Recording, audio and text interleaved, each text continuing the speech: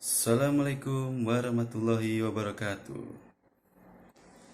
Kami dari kelompok 4 yang terdiri dari Yoga Ade Pratama, Adityo, Bambang Eko Mardianto, Nelson Siregar, dan saya sendiri selaku pembuka pembicara dari presentasi kami, Novian Tribowo Kurniawan.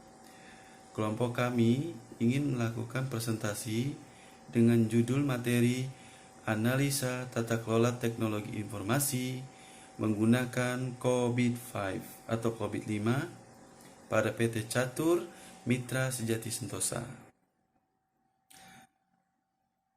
Pada tahap awal, kita akan menceritakan tentang latar belakang dari materi yang kita bawakan. Untuk latar belakang ini akan dibawakan oleh teman kami yang bernama Nelson Siregar.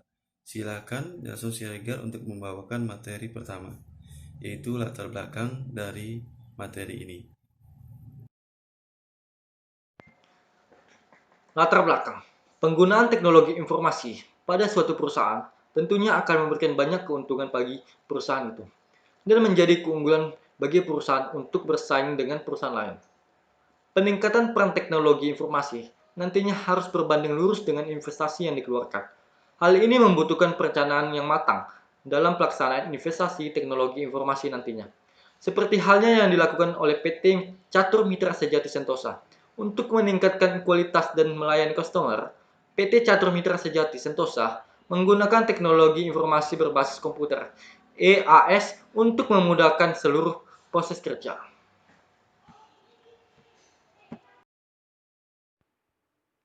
Masuk pada metode penelitian yang akan dibawakan oleh Saudara Nelson Siregar. Silakan Nelson Siregar untuk membawakan materinya. Metode penelitian.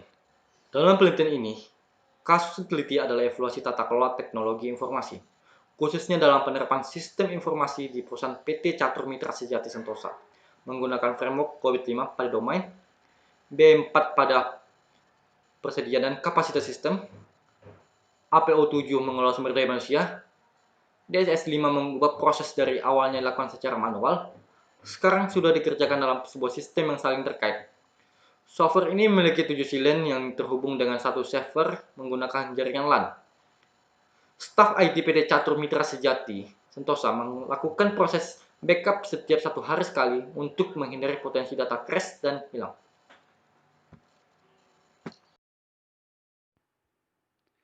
Metode pengumpulan data akan dibawakan oleh Saudara Adityo dan juga hasil analisisnya. Setelah metode pengumpulan data ini diterangkan kepada teman-teman semua. Silakan Saudara Adityo untuk memulai materinya. Untuk metode pengumpulan data ini, yang pertama kita lakukan adalah studi dokumen. Nah, studi dokumen ini merupakan catatan peristiwa yang sudah berlalu atau masa lampau. Nah, ya, untuk poin keduanya kita melakukan survei, di mana metode survei ini digunakan untuk mendapatkan data dari suatu tempat tertentu secara alamiah atau bukan buatan. Nah, untuk yang ketiganya kita melakukan definisi wawancara. Wawancara ini adalah suatu kegiatan yang dilakukan untuk mendapatkan informasi secara langsung dengan mengungkapkan pertanyaan-pertanyaan pada para responden melalui kuesioner.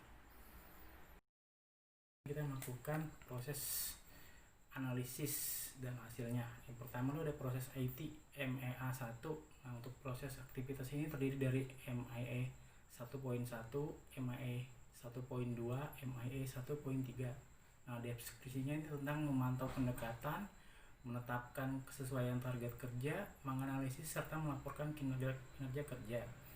Nah, yang kedua adalah BAI 4. BAI 4 ini terdiri dari 4.1 sampai dengan poin 4.4. Nah, deskripsinya ini tentang nilai kapasitas sistem dari kinerja sistem yang menciptakan baseline-nya untuk mengarahkan pengelolaan sumber daya, rencana untuk memperbarui atau mengubah sistem yang ada. Nah, yang terakhir untuk memantau ketersediaan kapasitas.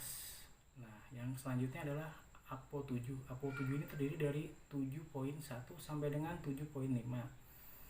Deskripsinya ini tentang memelihara kemampuan kompetensi staf, mengevaluasi kinerja pegawai, dan merencanakan IT untuk sumber daya manusia.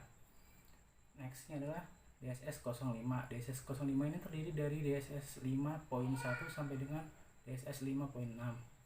Deskripsi tentang aktivitas ini adalah untuk melindungi serangan dari malware, untuk melakukan keamanan koneksi, melakukan keamanan tujuan akhir, dan yang terakhir untuk mengelola dokumen penting dan alat keluaran.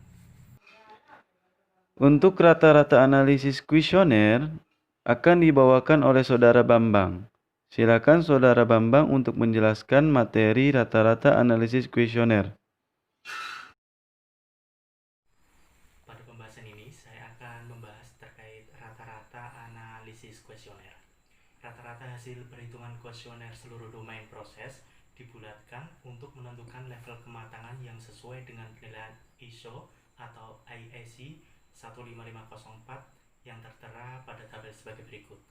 Untuk domain proses MEA1, deskripsi proses pengawasan evaluasi dan penilaian kinerja, untuk hasil maturity-nya 2, kondisinya manage. Sedangkan untuk PAI 4, deskripsi proses mengatur persediaan dan kapasitas sistem, maturity-nya 2, untuk kondisinya manage. Sedangkan domain proses untuk APO 7, deskripsi prosesnya yaitu mengatur sumber daya manusia, untuk maturity-nya 2, kondisinya manage. Sedangkan untuk DSS 5, untuk deskripsi proses memastikan keamanan sistem, maturity-nya 1, kondisinya performance. Jadi rata-ratanya itu 2, kondisinya manage. Untuk kondisi manage, apa itu manage? Yaitu organisasi atau PT ini dalam melaksanakan proses TI dan mencapai tujuannya dilaksanakan secara terkelola dengan baik. Sedangkan untuk performance atau untuk nilai maturity-nya 1, organisasi pada tahap ini telah melaksanakan proses TI dan tujuan proses TI tersebut benar-benar tercapai. Perbandingan hasil tingkat kematangan akan dibawakan Saudara Bambang. Setelah hasil yang didapatkan dari penyebaran kuesioner, selanjutnya dilakukan studi dokumen untuk memvalidasi hasil kuesioner dengan dokumen yang ada. Analisis dokumen dilakukan dengan melihat langsung dokumen-dokumen yang terkait pada domain proses. Untuk domain proses MEA1, untuk deskripsi proses pengawasan evaluasi dan penilaian kerja, maturity saat ini 2, untuk validasi dokumennya 2. Sedangkan untuk domain proses PAI 4, untuk maturity saat ini 2, untuk validasi dokumennya 2. Untuk domain proses APO 7, deskripsi prosesnya yaitu mengatur sumber daya manusia, maturity saat ini 2, untuk validasi dokumennya 2. Sedangkan untuk domain proses DSS 5, deskripsi prosesnya memastikan keamanan sistem, maturity saat ini 1, untuk validasi dokumen 1. Sedangkan rata-rata untuk maturity saat ini yaitu 2, untuk validasi dokumen 2. Perbandingan tingkat kematangan. Dari hasil yang didapatkan pada perhitungan hasil dari kuesioner dan studi dokumen, masih belum bisa mencapai level yang diharapkan, yaitu level 5.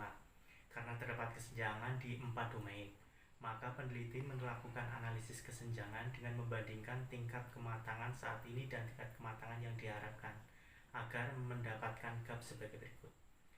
Untuk tingkat kematangan untuk domain proses MEA1 yang saat ini 2, diharapkan 5. Untuk GAP-nya sama dengan diharapkan kurangi saat ini, yaitu 5 kurangi 2, hasilnya 3. Untuk domain proses PAI 4, saat ini untuk kematangan saat ini itu 2, untuk tingkat kematangan yang diharapkan 5, sehingga untuk hasil gapnya 5 kurangi 2 sama dengan 3. Sedangkan untuk domain proses APO 7 saat ini 2, diharapkan 5, yaitu GAP-nya 5 kurangi 2, hasilnya 3. Untuk DSS 5 untuk saat ini ke tingkat kematangan saat ini itu 1, tingkat kematangan yang diharapkan yaitu 5, sehingga gapnya adalah 5 kurangi 1 sama dengan 4. Untuk rata-rata keseluruhan adalah 3.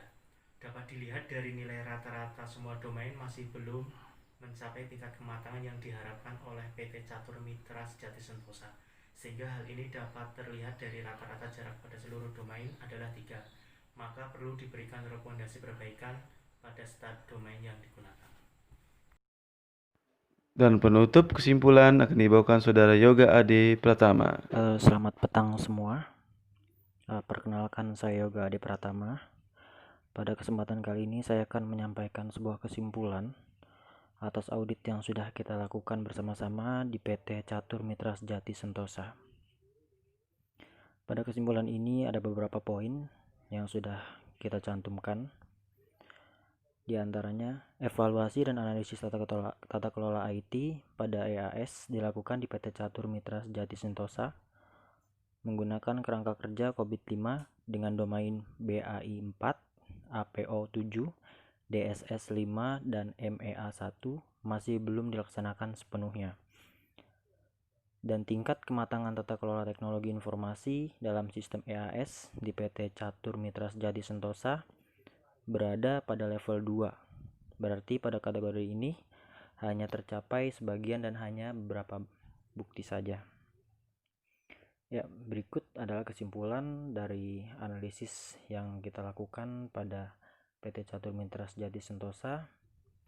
Apabila ada hal yang sekiranya masih kurang jelas, bisa teman-teman tanyakan setelah presentasi kami berikut ini.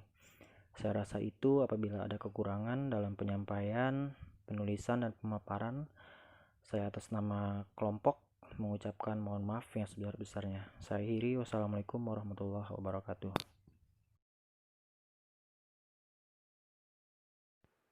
Terima kasih. Jangan lupa like, subscribe, and komen ya. Dadah.